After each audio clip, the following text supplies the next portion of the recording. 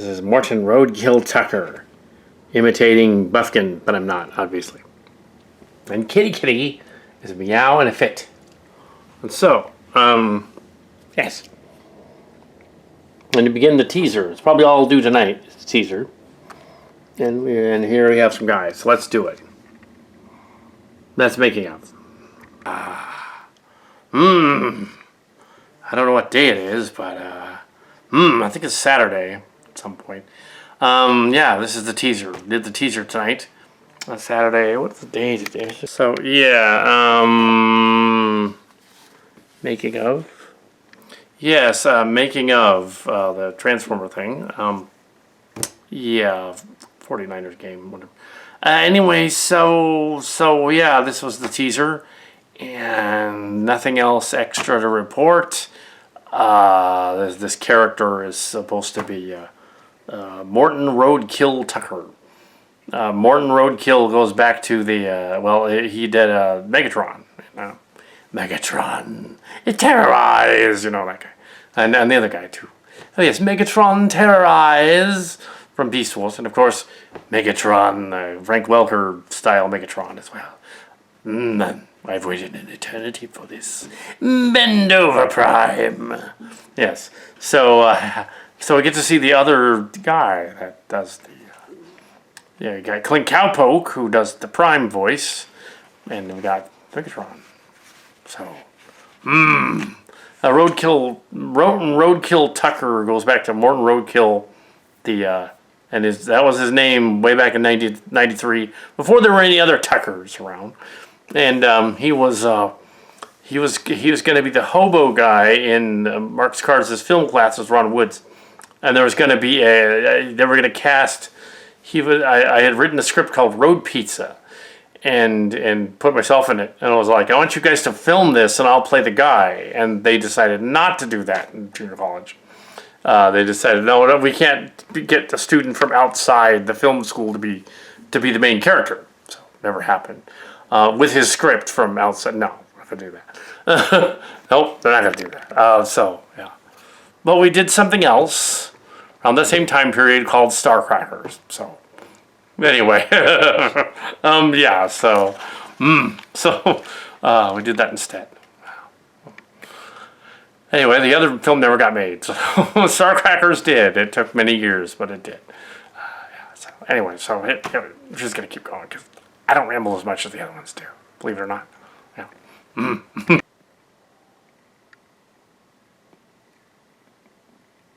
January 23rd.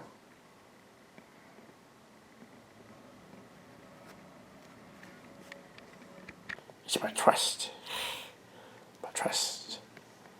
49ers in the playoffs. Anyway, so it's my trust.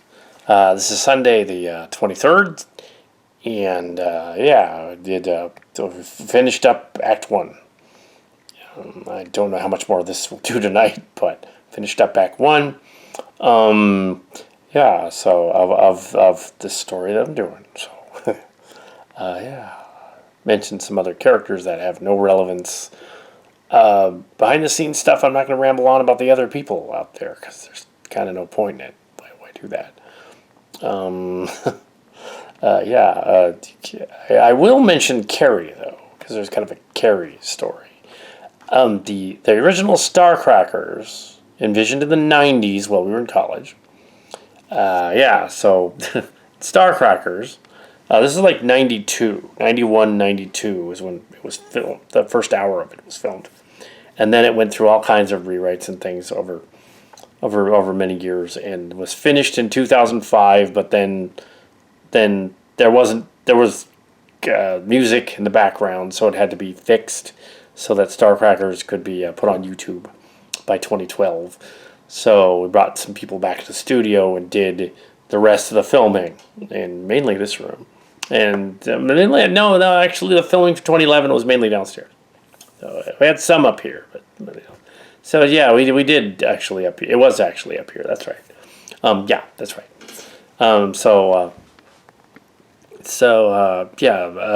We finished it.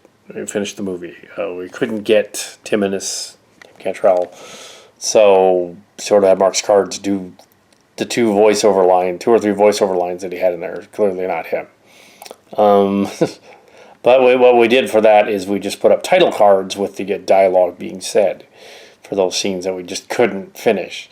It was released in 2012 in several acts, and then released in 2014 in a full edition, 20th anniversary edition, even though technically 94 wasn't the 20th, it was the 22nd. But if you count the first hour, it was 1992. So 1992. We were there on the ground floor of DS9 and Voyager, and when they were doing Voyager, we weren't there, but we were present. We weren't in LA or anything. Wrote some scripts for a writing contest, and that was put in there. For DS9 and Voyager, they allowed for script submissions back then, and the number of us did that. So, so won't go into that. But what is weird is that when they were coming up with the Voyager characters, they included one named Carrie, spelled the same name, Carrie. Not like Jim Carrey, but Carrie, Carey, Carrie. We named our character after somebody from the church. They didn't.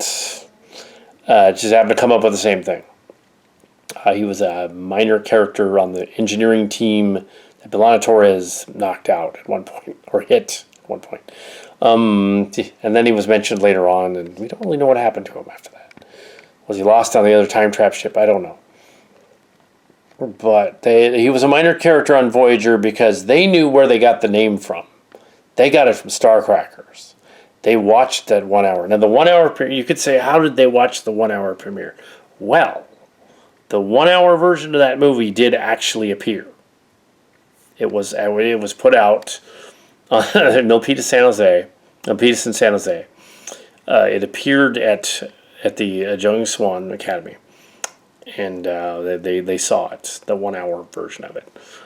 There could have very well been in 92. So there very well could have been some Hollywood PR dude in the audience who thought, they're watching it. That could have been like, oh, the name Carrie. This guy's kind of one of the more interesting characters. Not the most, but one of the more interesting characters. We'll just use him. We'll just use him on our show Voyager. Instead of just asking us and saying, oh, we want to include your character in Star Trek. And we would have said, oh yeah, heck yeah, do that. So yeah. Well, there's two things you'd have to get permission for. You have to get it from us and from the dude from church who might not give you permission. He might say, no, I don't want my name as a Star Trek character. So, yeah, but at least that's the story. We figured that's what kind of happened. Because he was right there. And we had to change the name because Voyager did it. So in the books, in the later version, there were books, the book series at Evergreen. We had to change the name to Jerry. But it was Carrie originally. But it's not changed in the movie. You can go online and see the YouTube version. It's Carrie, and it's spelled Carrie. So, yeah, it's not changed. And so because it's not changed, Roadkill and Carrie, Roadkill was Thompson, and Carrie was Silly Kelly. So they are coming back as characters in something for the 30th anniversary of Starcrackers. So they're coming back. They're going to do something, not a sequel to the Vanguards, but a sequel to the other thing, but a sequel to Starcrackers, the YouTube sensation. So yes, it's a sequel to that, and it'll be on the main channel with the rest of it. I'm not sure what that is. Starship Locations, the live movie show, probably something like that. Be my guess. So it's like a Starship Locations with them hosting it. It's probably what it is. But yeah, that's the Carrie story. So there you go. There's your Carrie story. Other people have appeared in other media as well. Mark Cards' last name of Yeager appeared as the main protagonist in 2 Transformers movies, the Age of Extinction and The Last Night. and they made him look like my character, my Thompson character, also Jim Tacon's character, which was funny, and then gave him a daughter named Sarah. That's a niece, actually. But they got things wrong. Um, they got things wrong, let's say. They should have asked. And knowing that they obviously knew in Michael Bay's Transformers, they should have asked Tim to come in and do the Dinobot Grimlock. He would have done it. Ooh, Grimlock. Oh, it's 4. He would have done it. Yeah. That's because that Beast Machines thing where Jim Tacon was all like, I want the Decepticons to win. Yeah, the writing cost. Blame him over that. For its success or failure, I'm not sure which. But Beast Machines wasn't as good because the Decepticons were winning for half of it. He told, no, that's not a good idea. Yeah, they fixed it later. But yeah, so Carrie. There's our Carrie story. And there's other stories. So much of Star Trek's copied it. And we know that they definitely watched it in later Star Treks because even in the 80s, Mark's cards, or John, would often toss the apple in the air and stuff, do that. So we put because he's better at tossing an apple up and catching it than I am. He did that at Pine Hill, and we did that in Starcrackers as well, and in the Starcrackers movie, the one that aired, and the hour-long thing that we aired. And within a week, Star Trek The Next Generation, and a Rasmussen character comes in. He's tossing up and down an apple he pulled out of his pack, and he then chews it. Like, right out of Starcracker. So there was a Star Trek guy watching our fan film. He went back to Paramount and he said, these are two things. I like the guy tossing the apple. That was cool. And Mr. Carey needs to be a Star Trek person. So, anyway. They made him taller than the real Mr. Carey. Actually, I was playing the character. Kelly was playing the character. But yeah, they made him taller. Anyway, so than the original guy from the church was a head shorter than me. So, anyway, so maybe not a head shorter, maybe like 5'8", not a head shorter, just a few inches shorter. Anyway, we finish this up, and this is first act. It's done. And, so in Gods Mistrust is the name of this one. It's a direct sequel to the last one. Well, they're all a sequel to each other. I'll film them all together. In the way that they do it on the new Star Trek. They film, 7 episodes, one after the other. So, yeah. It's, yeah. Carrie. No Thompson. No love for Thompson, I guess. I have not much to say tonight. This was day 4, I guess. Day 3? Day 3. They all blend together. Day 3. It's Monday, the 24th. So not much. Some technical issues, but they had nothing to do with the filming. Anyway, so that's pretty much it, really. I got nothing else. Straight through, we're going to do, the other act over the next couple days. So, that's it. It's really short. I got nothing else. I could go on about other things that have nothing to do with it, and I'd rather not, because I don't really need to, because they're not anything to do with this story specifically, or with Ancient Aliens specifically, or anything. The only thing is, okay, they mentioned Holy Cat a few times because Kal was there. That's all. Anyway, he was on the website, so that's how we found all the pages. Anyway, so yeah, that's the end of the second act. Well, we finished the second act. The second act is the can 2/3 done. My particular outing. This one.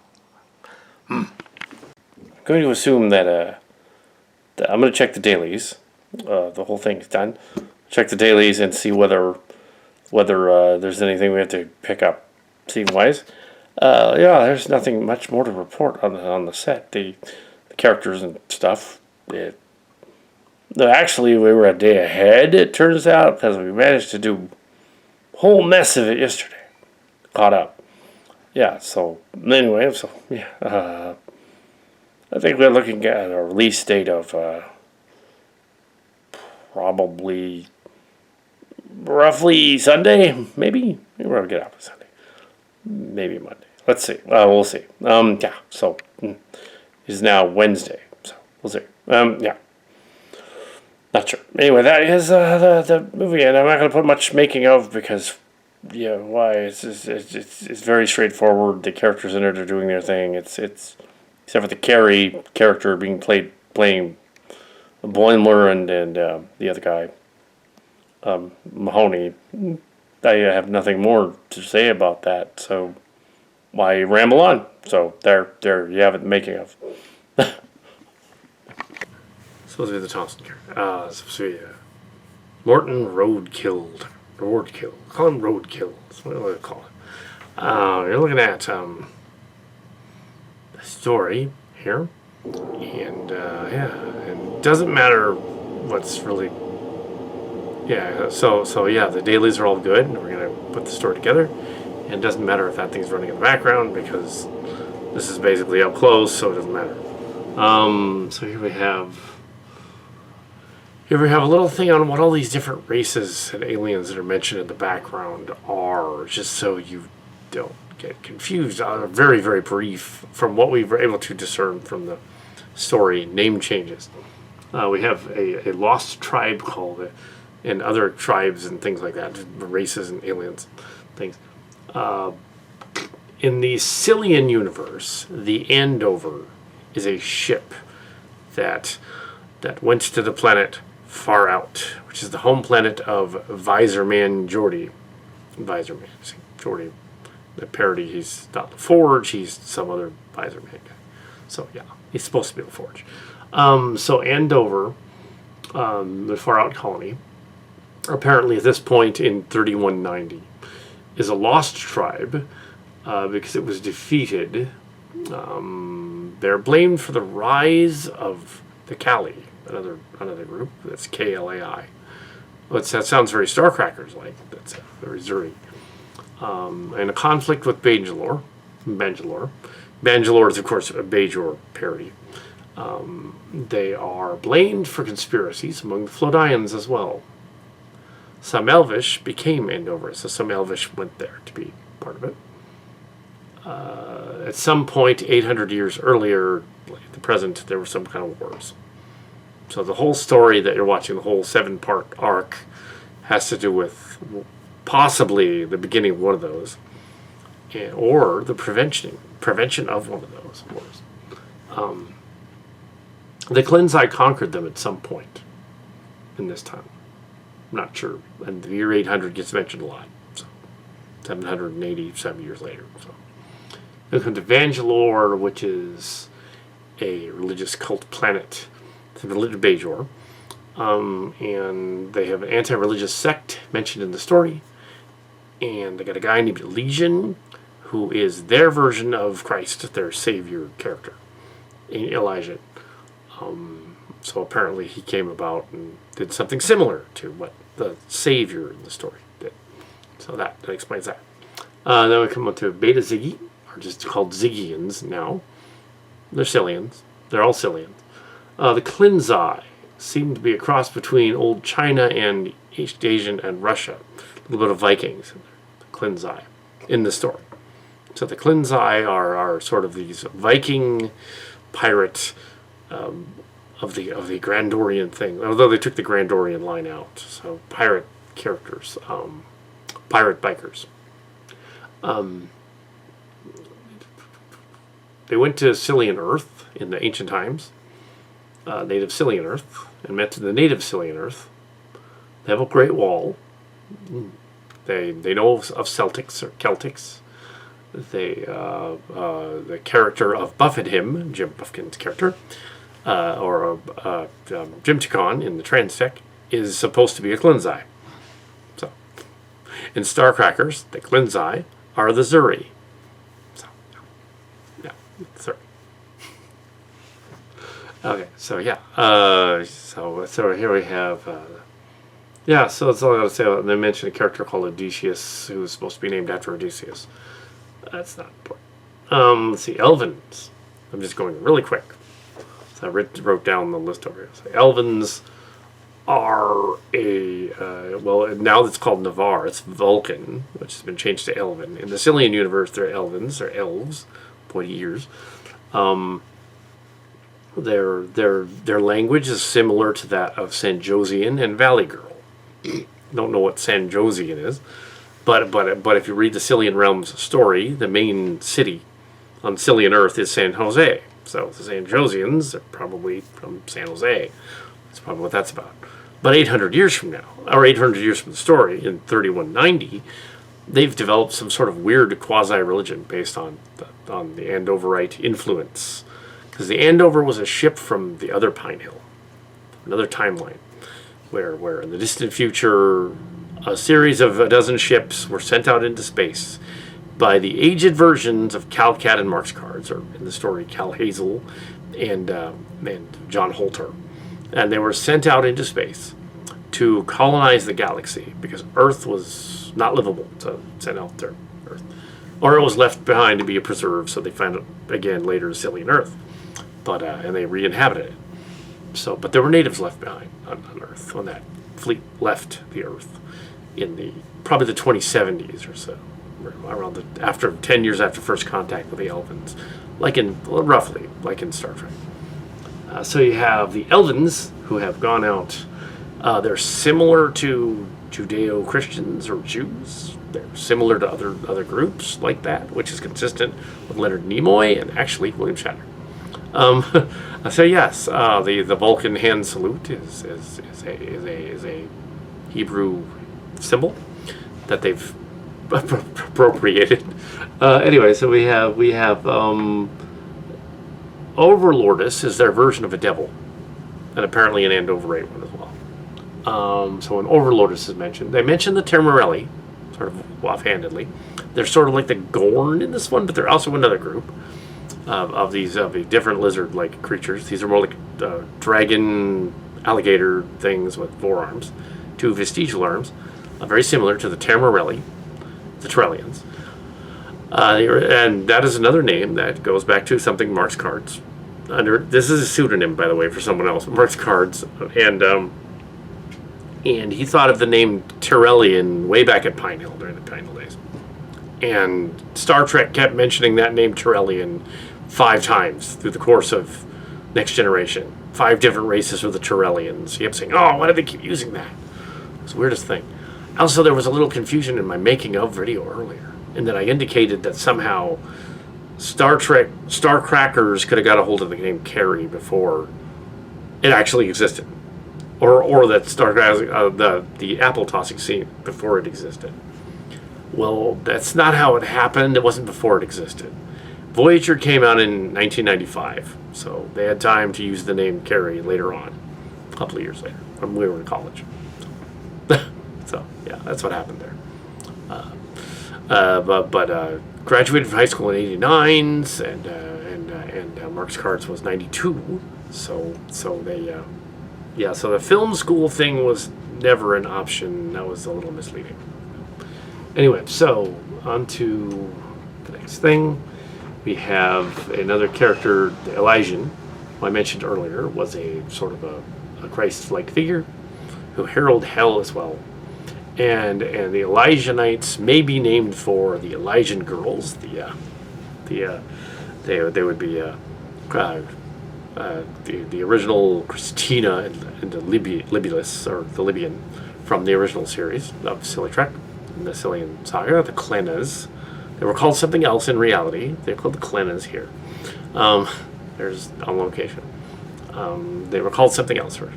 Apparently, this Elysian is a descendant of the character Libby from the story, and he in this case becomes some sort of godlike demigod savior figure. Well, because Cillians tended to get Cillian powers, they probably mistook her for a demigod, but in fact she was actually not.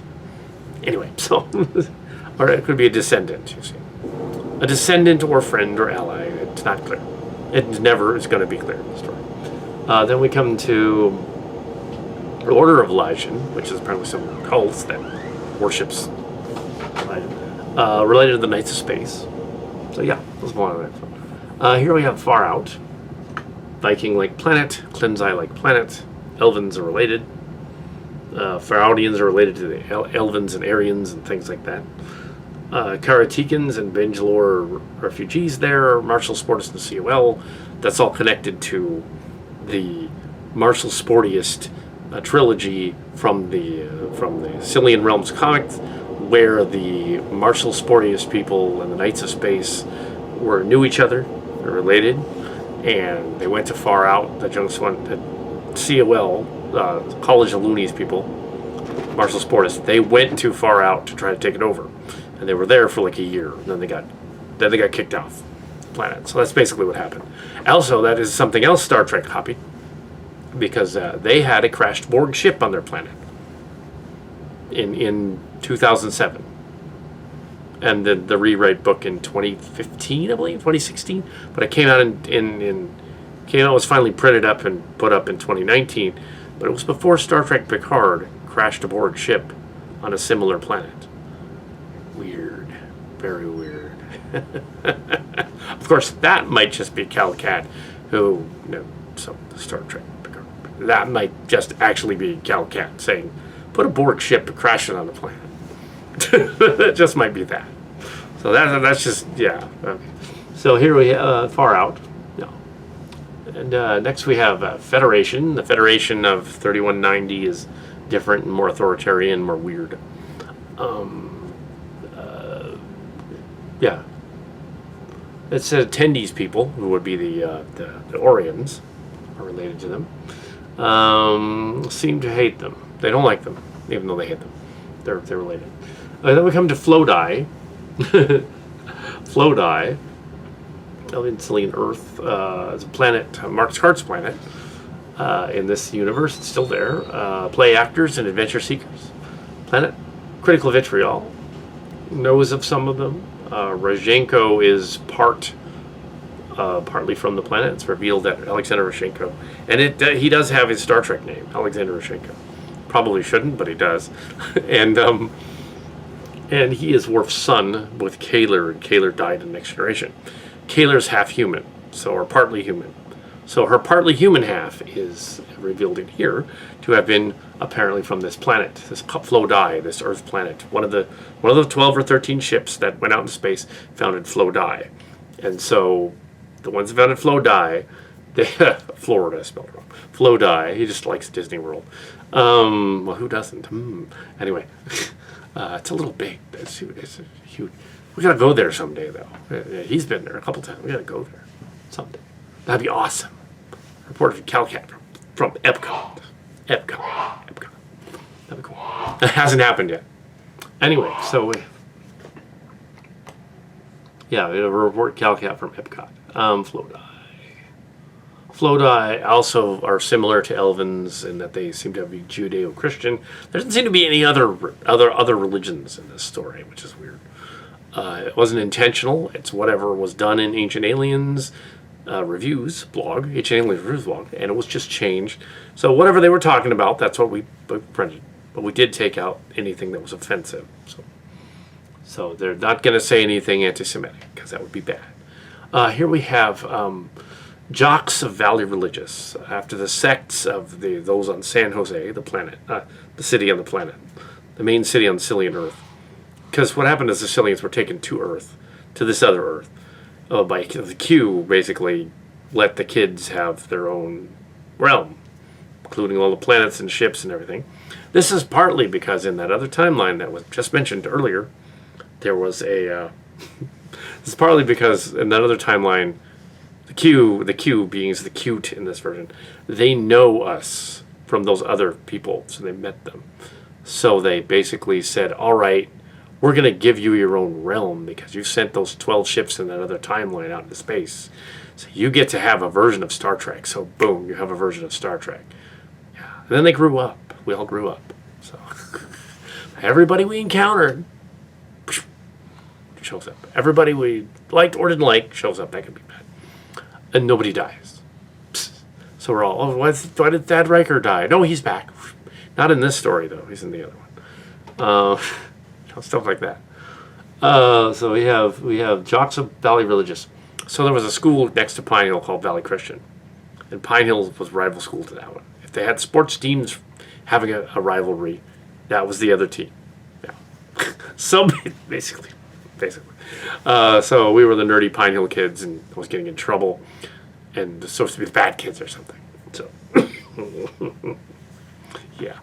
And the Valley Religious kids were actually a little more mean than we were. Not product placement. This would be just, not product placement. So yeah, the Jocks of Valley Religious.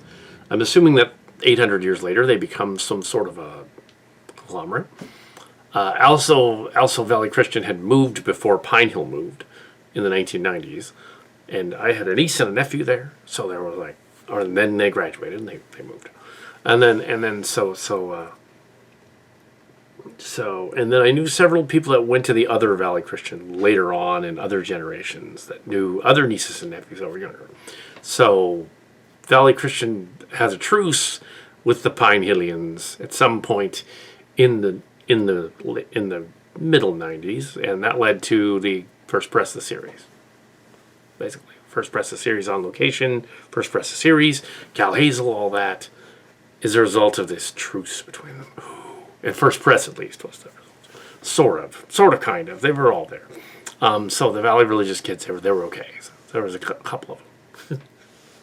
That. Yeah. So and the reverse of that is the Nerds of Pine Hill, who are Nerds of Pine Hill. Okay, Keptera is a planet in the story. The Board War. They claimed in this other timeline that the war with the Board, who were kind of like the Board, the Mezax. The other version of the Zuri.